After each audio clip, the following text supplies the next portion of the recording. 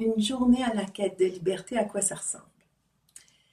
Je dirais que ça commence avec le chant des oiseaux, parce qu'on invite les gens à être le plus possible en camping. C'est sûr qu'il y a des chambres où on est à Sutton, à notre centre de Sutton. Il y a des chambres qui sont disponibles pour ceux qui ne peuvent pas camper, mais d'être en contact avec la nature, à l'orée du bois, avec le chant des oiseaux qui nous réveille, ça fait déjà partie de cette atmosphère-là de la quête de liberté.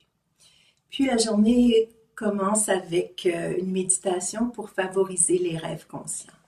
On se reparle des rêves conscients.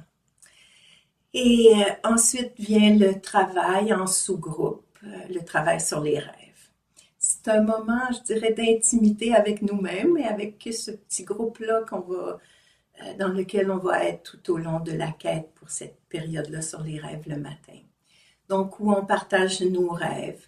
Ça peut être les rêves de la nuit, mais il ne faut pas se décourager si on ne se souvient pas de nos rêves, parce que la journée foisonne d'occasions aussi, de situations qu'on peut utiliser comme si c'était un rêve. Et c'est ça, on va tirer les messages de nos rêves. Puis on le fait en groupe parce qu'il y a le reflet des autres, le partage des autres qui nous enrichit aussi. Ensuite, la journée va continuer. On a mangé entre-temps, c'est sûr. On mange très bien.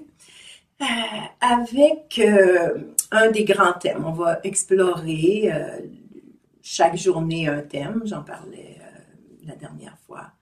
Donc, le thème de la journée. Si c'est le jour du voyage, par exemple, où on explore cet archétype-là, bien, on va en parler le matin, mais c'est sûr que la quête, c'est surtout un moment d'expérimentation. Fait qu'on en parle pour donner quand même un minimum d'orientation, de sens à cette journée-là.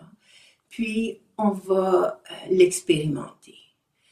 Donc, on va proposer des mises en situation, des exercices pour vraiment entrer dans l'archétype, le vivre. C'est pas tant, comme je disais, une compréhension qu'on cherche, malgré que ça fait pas de tort de comprendre, mais une expérience dans laquelle on entre. Et donc, dans l'après-midi, plus une expérimentation. Et le soir, après le souper, la journée, la plupart du temps, se termine par un rituel qui vient ancrer l'expérience de la journée, où on peut l'intégrer à travers des gestes, des paroles qui ont un sens, qui viennent, c'est ça, ancrer l'expérience de la journée. Et bien, le soir, on se recouche puis on rêve à nouveau.